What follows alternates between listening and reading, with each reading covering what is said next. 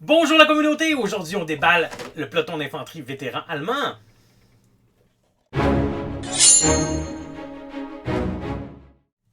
Donc, dans le cadre du projet Suzerain, j'avais commencé mon infanterie allemande avec les grenadiers allemands, qui représentent vraiment la période, sur la boîte on voit là, milieu de guerre, fin de guerre, mais qui a l'équipement entre autres surtout pour la fin de guerre. Donc ce que je veux faire autour de l'opération Overlord en Normandie. Et pour aller. En fait, le problème que j'ai eu avec la boîte de grenadiers allemands sur la grappe, c'est qu'il y a très peu de fusils allemands qu'on appelle les CAR, si je ne me trompe pas, CAR 98 Rifles. Il y en a trois, je crois. Puis là, on peut se tromper aussi avec la carabine qui ressemble. Mais donc, dans une escouade normale, on devrait en avoir 6 ou 7. Quelque chose comme ça. En tout cas, il y en a plusieurs, voire 8. On regardera après. Mais donc, c'est difficile de faire des escouades où tout le monde a son fusil. Si Warlord permet de construire à la pièce ses unités, ce qui peut représenter la réalité dans les zones de combat où on va ramasser d'autres équipements, où ce qui va être donné peut être différent de ce qu'il y a dans le manuel. Si on veut faire un peloton de base d'infanterie, c'est plus difficile. Il en manque. Fait que déjà, dans ceux que j'ai assemblés, j'ai même pris de la grappe de l'Africa Corps pour avoir une variété de rifles K98. Donc, c'est pour ça que, pour le projet Suzerain, pour mon infanterie allemande, je me suis dit, je vais aller me chercher un peu plus de variété, puis des modèles un peu plus nouveaux, parce que les grenadiers, on parle de 2015. Sur la grappe, c'est écrit 2015. Si on parle de les vétérans de 2024. Donc, j'ouvre cette boîte-là avec vous. On va regarder qu'est-ce qu'il y a à l'intérieur puis qu'est-ce que je pourrais faire avec. Déjà, hop, on regarde un peu la boîte. On voit qu'ils sont faits pour faire début, milieu et fin de guerre. C'est quand même surprenant. On verra tantôt dans la description, mais dans la description, ce qu'il disait, c'est que l'uniforme, oui, change. Donc, la veste va, avec le manque de matériaux, va devenir plus courte. Cela dit, étant donné que c'est des vêtements qui existaient dès le début, apparemment, certains soldats vont le conserver plus tard dans la guerre parce qu'ils vont l'apprécier ou il ne sera pas assez endommagé. Donc, c'est plausible de voir à la fin de la guerre des gens qui ont encore cet l'uniforme précédent, surtout chez les vétérans. 30 figurines, 28 mm. Puis, qu'est-ce qu'on voit de l'autre côté? On a un aperçu de ce qu'il y a à l'intérieur. On voit déjà que ça va être un petit peu différent de ce qu'on avait avant. Plusieurs options. Le anti-tank rifle. La mitrailleuse anti-char qui, déjà au milieu de la guerre, commence à être dépassée. Mais on peut mettre un granate Buchse sur le anti-tank rifle. C'est qu'ils ont ajouté un lance-grenade. Je pense qu'on voit une image ici. Là. Donc, c'est quelque chose qu'on peut faire avec cette boîte-là. Mais là, en soi, la mitrailleuse anti-char, pas très utile pour les parties fin de guerre. À voir s'il y a des combats où elle a quand même été utilisée. Donc, ça pourrait être intéressant de l'avoir dans ce cas-là. Mais a priori, ce ne serait pas nécessaire pour moi. Alors, puis on voit qu'ils ont des accessoires différents qu'il n'y avait pas avant. Donc, on va ouvrir cette boîte-là, voir ce qu'il y a à l'intérieur. Hop!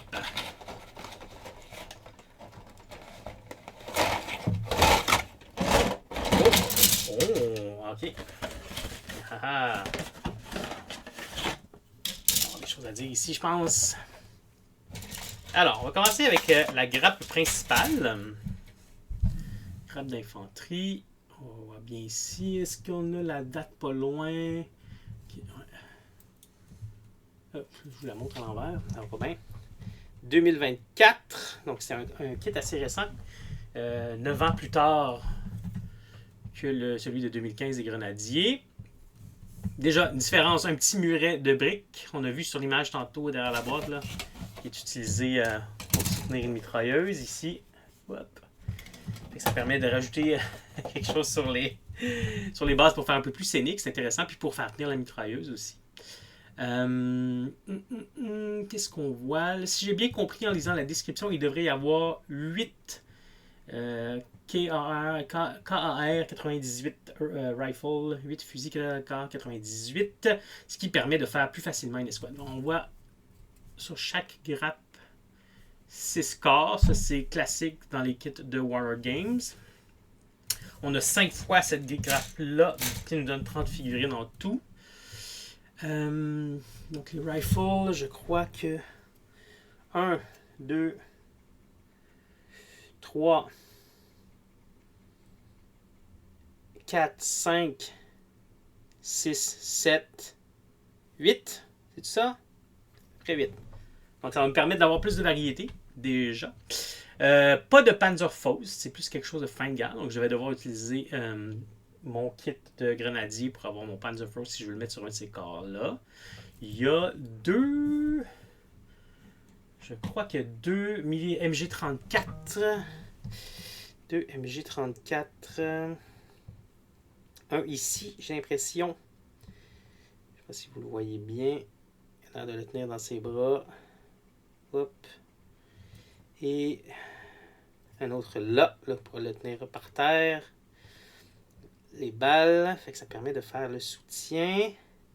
Plein de petits accessoires là, pour la file de gendarmerie, entre autres. Il y a le gorget qu'on voit ici. Les petits panneaux de signalisation. Des lunettes, des petites poches. Ça, c'est vraiment intéressant. Ça permet de donner de la vie aux figurines. Ce qu'on n'avait jamais vu avant, ce que Warlord a annoncé aussi, c'est hop, un lance-flamme. Il y en a un par grappe, ce qui permet de faire 5 lance-flammes. Avant, le lance-flamme était seulement en métal, donc c'est intéressant. Ça va pouvoir nous permettre de faire ça. Ici, je crois que c'est une grenade anti-char, c'est ça? À vérifier, mais c'est un genre de grenade, je pense, qui se colle sur un char. Et il y avait, il me semble, le fusil que les Allemands aimaient bien piquer aux Russes. Ah, c'est celui-là ici. MP40, voilà, le MP40 ici. Donc, beaucoup de choix, très intéressant. Les poses dynamiques assez similaires à ce qu'on voit sur les autres kits de Warlord. Un qui court, un appuyé vers l'avant, un à genoux. Contrairement au Afrika Korps, ça n'a pas couché. Mais dans les grenadiers, on ne l'avait pas non plus, le couché. Ça va permettre de faire plusieurs choses intéressantes. Les lignes de moulage ont l'air d'être présentes quand même. Mais c'est pas... j'ai vu pire, il me semble. Donc, on la voit un peu ici. Là. Je ne sais pas si vous la voyez. Hop.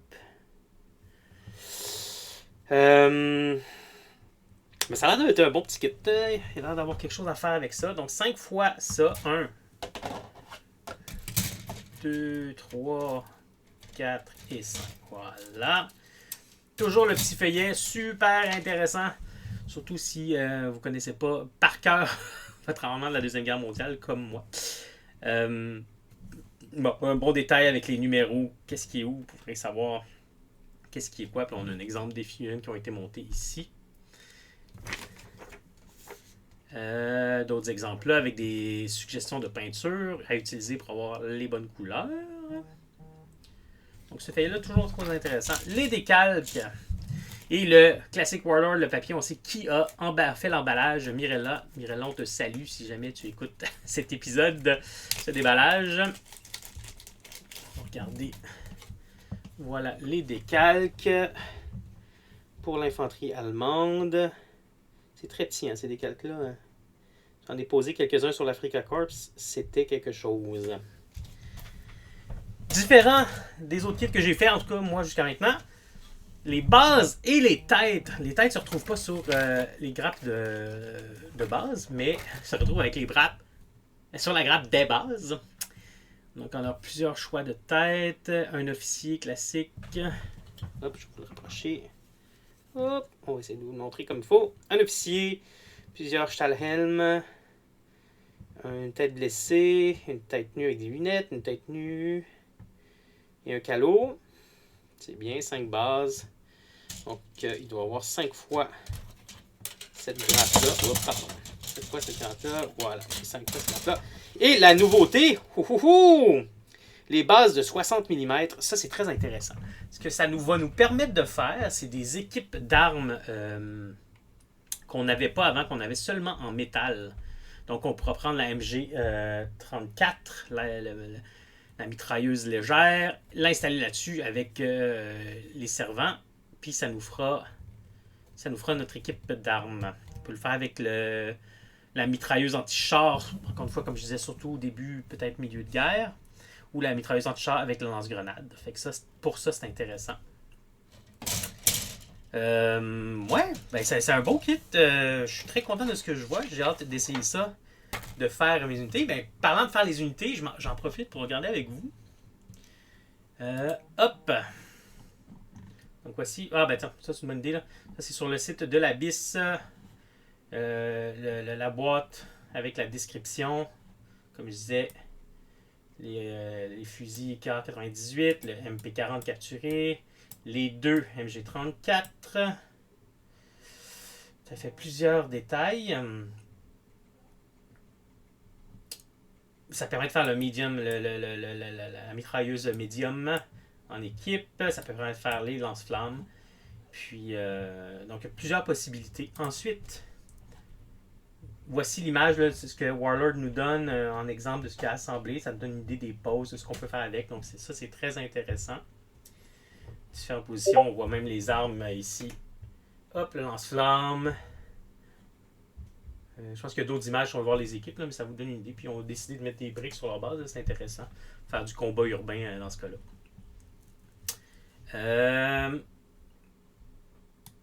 En comparaison avec les grenadiers, on voit là ici, là, c'est des passes plus vieilles, puis je soupçonne avoir que les figurines sont un peu plus petites. Donc on pourra voir ça aussi. Mais par contre, ce qui va être intéressant ici pour moi, ça va être d'aller chercher les Panzerfaust, commandement de char qu'il y a dans toutes les unités. Donc, je me sers de l'application de Warlord Gaze. Là. Fait que ce que je prévois faire comme première unité, ça va être 8 rifles, mon sous-officier, mon NCO ici, donc une équipe de 10 en tout, avec une mitrailleuse, un pistolet mitrailleur, une mitrailleuse légère, et un Panzerfaust.